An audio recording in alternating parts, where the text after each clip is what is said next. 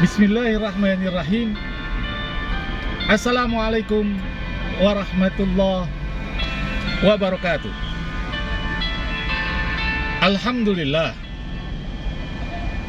Alhamdulillahi wa kafa wa salatu wassalamu ala ibadil mustafa Sayyidina Muhammadin ahli sidqi wal wafa.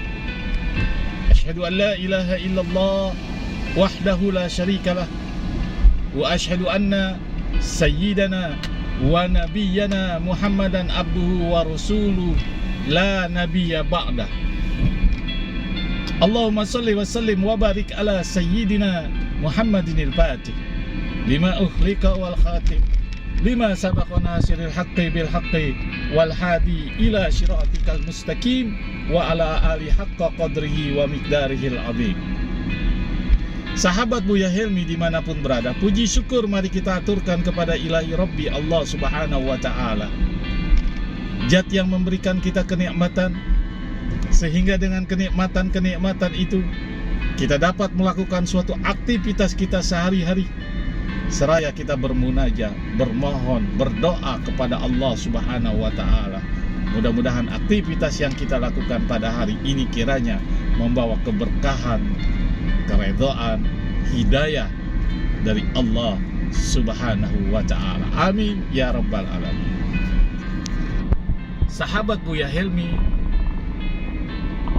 dimanapun berada, Rasulullah Sallallahu Alaihi Wasallam pernah mengajarkan kita, jika kita ingin masuk ke kamar mandi, maka Rasulullah Sallallahu Alaihi Wasallam memberikan perintah kepada kita untuk meminta perlindungan kepada Allah subhanahu wa ta'ala dengan suatu doa, Allahumma inni a'udzubika minal khubuth wal khaba'ith. Waspadalah jika kita tidak membaca doa tersebut, pasti ada sesuatu hal yang akan kita alami dalam ruang lingkup kesadaran kita. Sahabat Buya Helmi, waspada seorang laki-laki. Ingat, waspada seorang laki-laki dan waspada seorang perempuan. Jika seorang laki-laki dan perempuan, baik itu sudah akhir balik maupun masih balita, masih kecil, tidak diajarkan untuk membaca doa masuk ke kamar mandi, ingat, hati-hati. Kamar mandi itu adalah tempat jin yang Allah sediakan sebagai rumah mereka. Jika di antara kita tidak membaca doa yang Rasulullah Sallallahu Alaihi Wasallam perintahkan, maka mohon maaf, kemaluan kita akan dibuat dicentil-centil, dipermainkan oleh makhluk jin yang Allah tempatkan di kamar mandi tersebut. Sahabat Buya Helmi, hati-hati.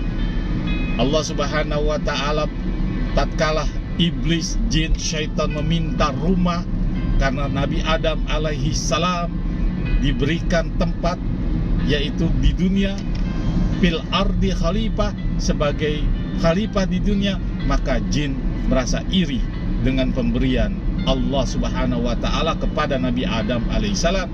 Jin minta tempat, akhirnya Allah subhanahu wa ta'ala memberikan tempat itu, yaitu di kamar mandi, tempat-tempat yang kotor.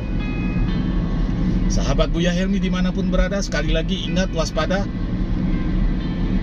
Jika seseorang di antara kita, Anda, masuk ke kamar mandi tidak membaca doa kepada Allah, tidak minta perlindungan kepada Allah subhanahu wa ta'ala, maka kemaluannya, ingat, kemaluannya akan dipermainkan oleh jin. Apakah itu dicentil-centil, ataupun dijilat-jilat, ataupun macam-macam. Sahabat Buya Helmi, dalam konten kali ini terlebih waspada. Ingat, terlebih waspada bagi laki-laki yang sudah akhir balik.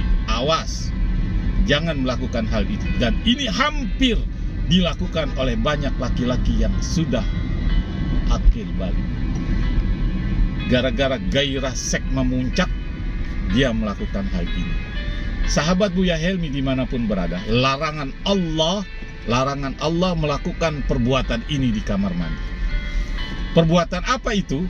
Sahabat Buya Helmi dimanapun berada, jika seorang laki-laki yang sudah akil balik, dia masuk ke kamar mandi, kemudian dia tidak membaca doa kepada Allah, minta perlindungan kepada Allah Subhanahu wa ta'ala, mohon maaf, beribu-ribu maaf, dia melakukan onani di kamar mandi, maka sekali lagi, maka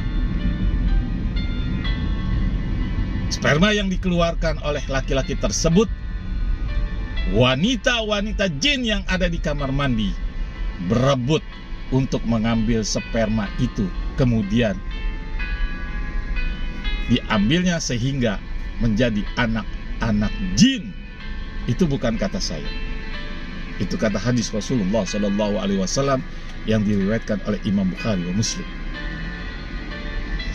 Sahabat Buya Helmi, sekali lagi, jika seorang laki-laki masuk ke kamar mandi, kemudian dia tidak minta perlindungan kepada Allah, kemudian dia tidak minta berdoa kepada Allah, doa masuk kamar mandi, kemudian dia melakukan larangan-larangan Allah, yaitu melakukan onani di kamar mandi, maka apabila spermanya keluar, maka wanita-wanita jin yang ada di kamar mandi itu berebut untuk mengambil itu sperma, sehingga jadilah anak-anak jin, rupanya seperti anak-anak tuyul.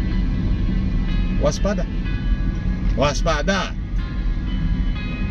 jangan melakukan hal itu, jangan melakukan hal itu.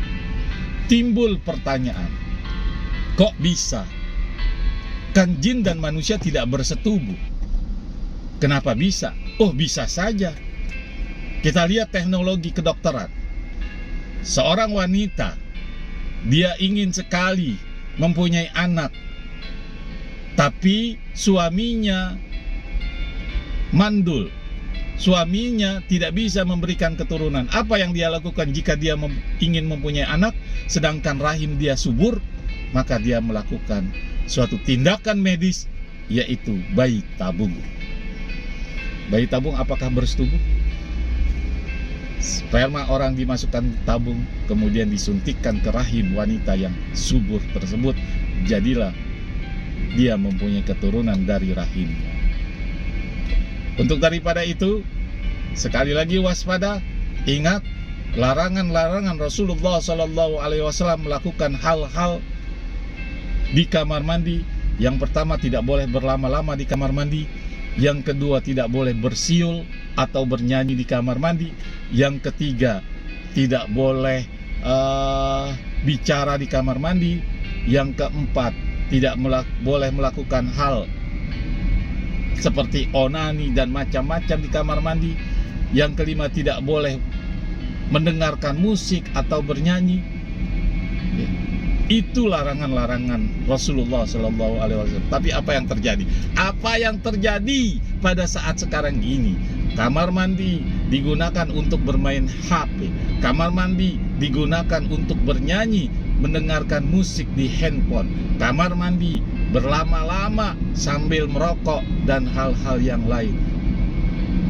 Di antara kita kebanyakan melanggar larangan Rasul kita. Mudah-mudahan konten kali ini bermanfaat. Ingat, waspada bagi laki-laki melakukan onani di kamar mandi, karena itu mengakibatkan Anda mempunyai anak dari bangsa jin. Semoga bermanfaat. Jangan lupa like, subscribe, and comment di YouTube konten Buya Helmi, sehingga YouTube konten Buya Helmi selalu menemani sahabat-sahabat Buya Helmi mendapat hidayah dan ridho Allah Subhanahu wa ta'ala. Amin. Sekian, assalamualaikum warahmatullahi wabarakatuh.